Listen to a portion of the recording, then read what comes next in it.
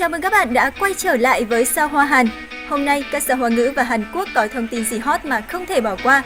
Ngay bây giờ hãy cùng mình theo dõi nhé. Triệu Lệ Dĩnh, nữ hoàng cổ trang và hơn 40 giải thưởng danh giá. Triệu Lệ Dĩnh sinh năm 1987 là tiểu hoa đán hàng đầu ở showbiz thời điểm hiện tại. Ở Trung Quốc có một giai đoạn Triệu Lệ Dĩnh bị xem thường bởi lẽ cô có xuất thân thuộc hàng bình dân, cha là nhân viên cảnh sát địa phương, mẹ chỉ bán hàng tạp hóa, gia đình không thuộc dòng dõi Trầm Anh Thế Việt như Cảnh Điềm, Lưu Diệc Phi hay Lưu Thi Thi.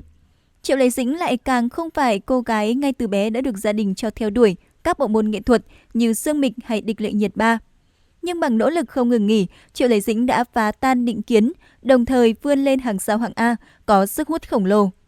Đếm sơ sơ, Triệu Lệ Dĩnh đã có hơn 40 giải thưởng trong các hoạt động nghệ thuật. Triệu Lệ Dĩnh đóng khá nhiều phim cổ trang, đa phần những dự án có cô góp mặt đều thành công vang dội. Sở Kiều Truyện, Hoa Thiên Cốt, Minh Lan Truyện hay Hữu Phỉ là các tác phẩm giúp định danh nữ hoàng rating của Triệu Lệ Dĩnh. Cùng Sao Hoa Hàn điểm lại những bộ phim ấn tượng và các giải thưởng danh giá của Triệu Lệ Dĩnh. 1. Lục Trinh truyền kỳ. Năm 2013, bộ phim truyền hình Lục Trinh truyền kỳ do Vu Chính đảm nhận vai trò sản xuất đã phát sóng lần đầu tiên. Với dàn diễn viên trẻ, đẹp, câu chuyện thú vị đã lập tức gây được tiếng vang lớn và đưa tên tuổi của các diễn viên tham gia trong phim đến gần hơn với khán giả. Trong Lục Trinh truyền kỳ, Triệu Lệ Dĩnh vào vai nữ chính Lục Trinh là một nữ quan có bản lĩnh, thông minh nhưng không kém phần lương thiện. Lục Trinh là nữ tướng duy nhất trong lịch sử Trung Quốc. Trần Hiểu vào vai nam chính Cao Trạm, có quan hệ tình cảm phức tạp với tuyến vai Lục Trinh của Triệu Lệ Dĩnh. Sau thành công của Lục Trinh truyền kỳ, Triệu Lệ Dĩnh đã mang về 3 giải thưởng danh giá cho riêng mình như sau. Giải nữ diễn viên được yêu thích nhất tại Quốc kịch Thịnh Điển 2013. Giải nữ diễn viên Trung Quốc được yêu thích nhất tại Young Choi Awards 2013. Giải Most Popular TV Actress tại Lê TV Awards 2013. 2. Hoa Thiên Cốt. Hoa Thiên Cốt bản truyền hình lên sóng vào năm 2014 đã tạo ra cơn sốt lớn vì nội dung hấp dẫn kịch tính. Hoa Thiên Cốt được phát sóng hàng tuần trên đài Hồ Nam và luôn giữ tỷ lệ người xem lý tưởng, duy trì mức rating trên 2%. Tập cuối cùng ghi nhận mức rating cao 2,739%. Đặc biệt, cảnh tắm hồ cực đáng yêu của nhân vật Hoa Thiên Cốt cũng được bàn tán nhiều vì gợi cảm và vô cùng hút mắt. Nhờ thành công của Hoa Thiên Cốt, Triệu Lệ Dĩnh vươn mình trở thành sao hạng A. Trong khi đó, những diễn viên khác như Hoắc Kiến Hoa, Mã Khả trở thành những cái tên được yêu thích cuồng nhiệt. Nội dung phim là câu chuyện đầy cảm xúc về mối tình ngược tâm được gắn mác thầy trò. Sau khi Hoa Thiên Cốt lên sóng và gây tiếng vang lớn, Triệu Lệ Dĩnh đã nhận về cho mình 5 giải thưởng danh giá như sau. Giải nữ diễn viên được yêu thích nhất tại Kim Ưng năm 2016. Giải nữ diễn viên xuất sắc nhất tại Bạch Ngọc Lan 2016. Giải nữ diễn viên nổi tiếng nhất của năm tại Đêm hội Weibo 2016. Giải vai diễn được khán giả yêu thích nhất tại Quốc kịch Thịnh Điển 2015. Giải phim truyền hình hay nhất năm tại Đêm hội IQG 2016. 3. Sở Kiều Truyện. Vào thời Nam Bắc Triều loạn thế hỗn chiến, rất nhiều bình dân trong chiến loạn bị bắt làm nô bộc, mạng người như cỏ rác. Thiếu nữ nô tịch Sở Kiều do Triệu Lệ Dĩnh đóng bị đưa tới trường săn cho quý tộc săn bắn giải trí. May mắn được Thế tử Yến Tuân, Đậu Kiêu đóng cứu thoát. Sau đó Sở Kiều bị đưa vào nhà Vũ Văn, một gia đình quyền khuynh triều chính để làm tỷ nữ. Tại đây nàng chứng kiến cảnh chết thảm của những huynh đệ tỉ muội tình thâm và đã lập lời thề rằng sẽ cứu muội muội trốn thoát.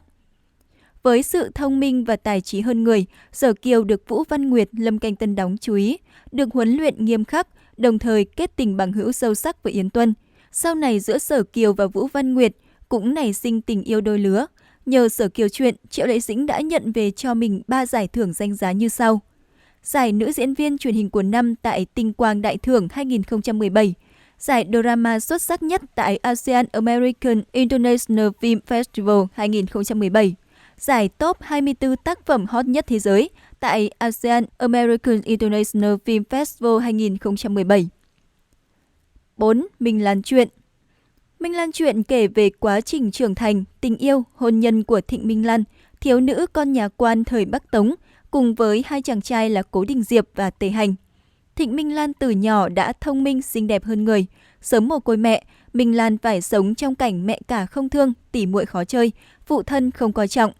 Nàng che giấu tất cả thông tuệ, vùi nấp sự bén nhọn nhẫn nhục trưởng thành trong nghịch cảnh, chịu đựng tất cả chèn ép, vẫn tự lập tự cường như cũ, trải qua nhiều gian nan để báo thù cho mẹ ruột. Minh Lan quen biết nhị công tử Ninh Viễn Hầu Cố Đình Diệp. Cố Đình Diệp từng giúp đỡ, cũng từng gây khó dễ với Minh Lan, từng thấy được sự thông minh sắc sảo ẩn giấu sau vẻ đẹp mềm mại, cũng từng thấy sự cô đơn yếu đuối đằng sau tính cách kiên cường của Minh Lan. Cố Đình Diệp sớm đã động lòng trước Thịnh Minh Lan. Nhờ Minh Lan chuyện, Triệu Lệ Dĩnh đã nhận về cho mình 3 giải thưởng danh giá như sau. Giải diễn viên có sức ảnh hưởng nhất năm tại Đêm hội Weibo 2019, giải ngôi sao VIP của Tencent tại Tinh Quang Đại Thưởng 2019, giải nữ diễn viên được yêu thích nhất tại Kim Ưng 2020.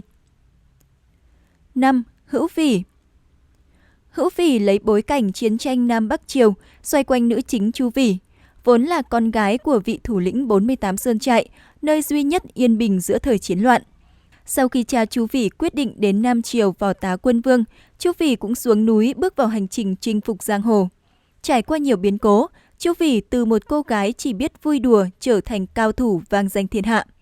Ngoài ra, Hữu Phỉ còn là câu chuyện tình giữa Chu Phỉ và thiếu niên Tạ Doãn, người nhiều lần cứu mạng và kề vai chiến đấu cùng nàng. Tính tới thời điểm hiện tại, Hữu Phỉ vẫn là một trong những phim dài tập cổ trang được khán giả bàn tán nhiều nhất trên mạng xã hội. Tuy không bùng nổ như kỳ vọng, song Hữu Phỉ vẫn có nhiều điểm thú vị khi lần đầu kết hợp hai cái tên đình đám là Triệu Lệ Dĩnh, Vương Nhất Bác vào cùng một tác phẩm. Nhờ Hữu Phỉ, Triệu Lệ Dĩnh đã mang về cho mình giải thưởng danh giá, đó là giải diễn viên thực lực của năm tại Đêm hội Weibo 2021. Ngoài những bộ phim cổ trang kể trên, Triệu Lệ Dĩnh còn ghi dấu ấn vào hàng loạt tác phẩm như Sam Sam đến rồi, Chu Tiên Thanh Vân Chí, Lão Cửu Môn, Yên Chi, Thời gian tươi đẹp của anh và em, và mang về cho mình nhiều giải thưởng danh giá. Tính tới thời điểm hiện tại, Triệu Lệ Dĩnh đã có trên 40 giải thưởng cá nhân trong suốt hơn 15 năm hoạt động nghệ thuật.